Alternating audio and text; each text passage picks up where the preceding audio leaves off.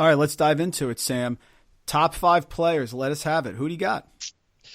My top 5 right now, it's still a little bit fluid. I think that Markelle Fultz will be number 1 on my board, I think, when everything comes down to it.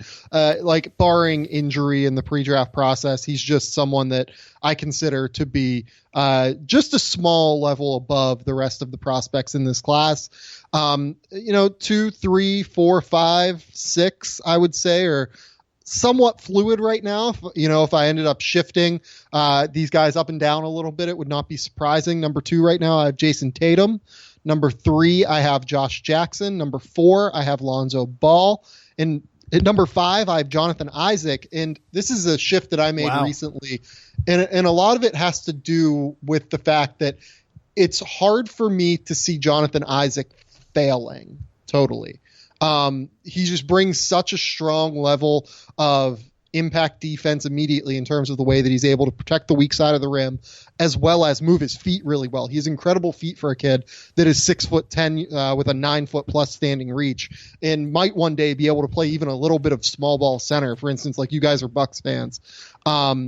You see a guy like Thon Maker in the impact that he's been able to make. And that was a pick that I killed last year because I did not think that he was going to be able to make an impact within like 2 years of being on his rookie deal. Yeah, but you did. But Sam, to be fair, I'm not going to let you sell yourself short here. You said in your preview there, you were saying that he could be a first-round pick, and he does have a high ceiling. So he did make an impact. You saw it coming, maybe just a little bit quicker than you thought, but you did like Thon, for an eventual upside guy.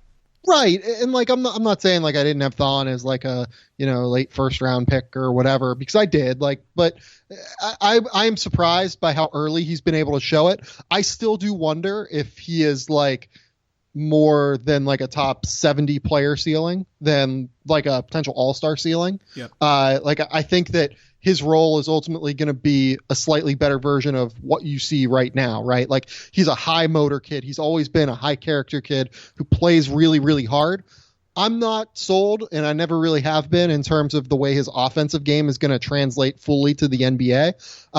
But having said that, being able to move your feet now, and this is where I'll connect it back to Isaac, being able to move your feet now at 7 feet tall and being able to switch screen and rolls so consistently, or help in screen and rolls like he can, is such an important factor for centers. If you can have a center who can get out on the perimeter and really move his feet well, I think that is a legitimate difference maker for your team. And it also counts at the 4 as well, where you're going to have 1-4, 1-5 pick and rolls where these guys are going to come up, they're going to set screens, and they're going to be expecting to have a mismatch on the point guard on a bigger man. And Jonathan Isaac, I think, is going to negate a lot of those mismatches. He has incredible feet. He's already a high-level defender. I can give you a number here. So he is someone who had a 25% defensive rebounding rate, 6% block rate, and 2.5% steal rate this year.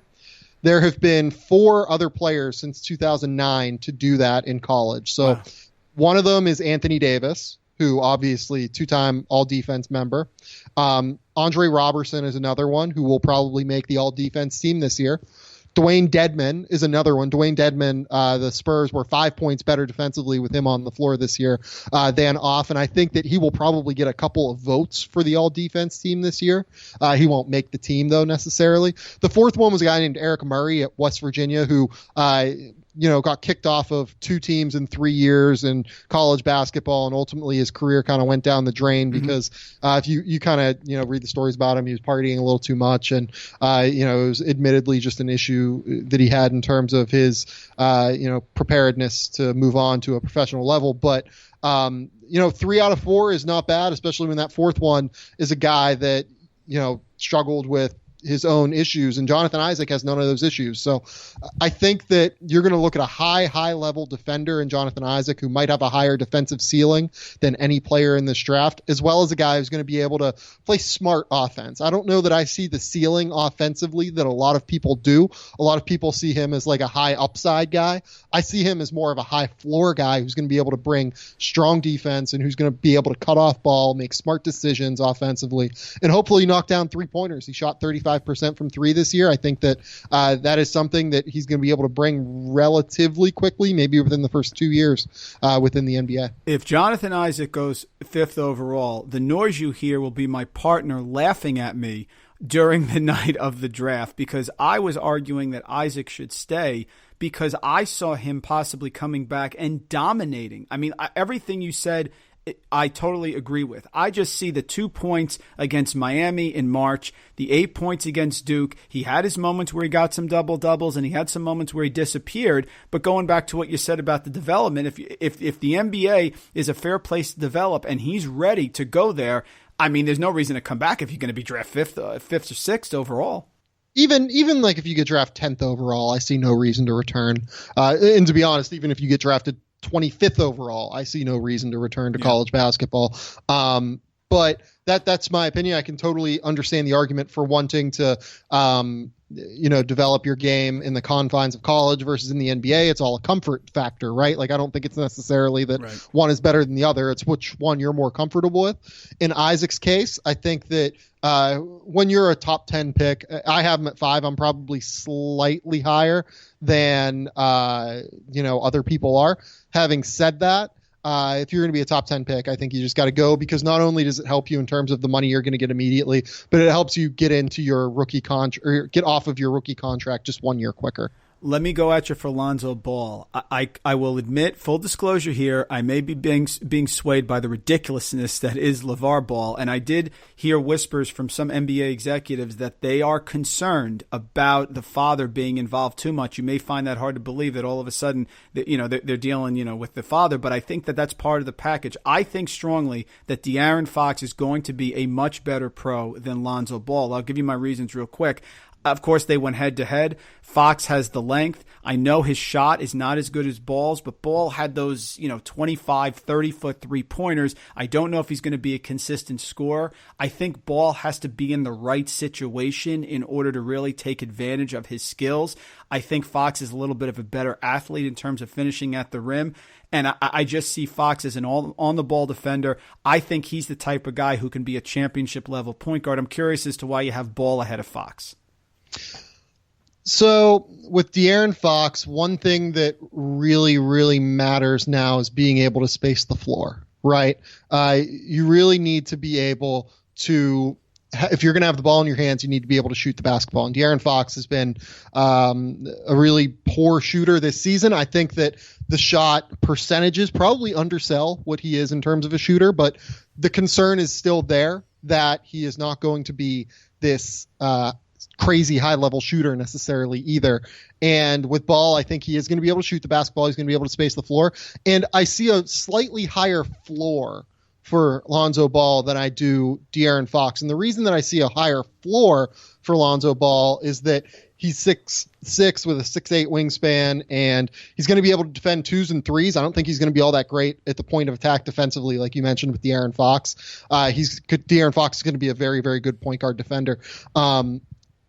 One thing with Lonzo Ball that I'm just kind of considering is this dude just one of those special, like very, very different talents? You know what I mean? Like he kind of does have an it factor about him. Absolutely. Right? 100%. And to me, I would not be surprised. I think that his ceiling is super, super high. His floor is relatively high as well. With De'Aaron Fox, I think you can make an argument that De'Aaron Fox will be a better pro than Lonzo Ball. I don't think that's unfair. It's why I have them in the same tier.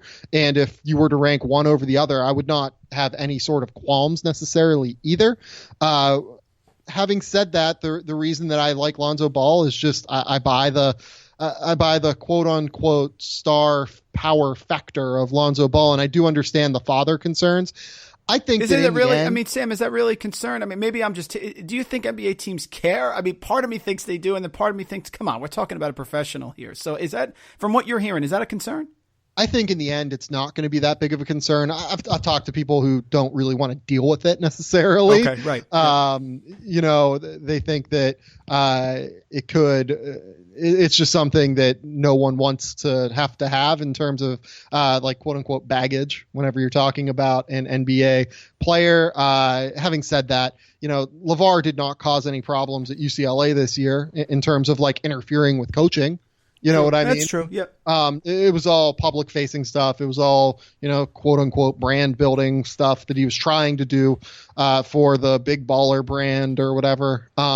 So I think that in the end, it's going to come down to Lonzo Ball. If you buy him as a player, if you buy him as a special talent, I don't think the dad is going to stop you from picking him number 2 overall, number 3 overall. It might give you pause, but I don't think it's going to stop anyone either. If Lonzo Ball is the team at number 2, whoever it ends up being, if he's their guy, they're going to take him regardless of the father.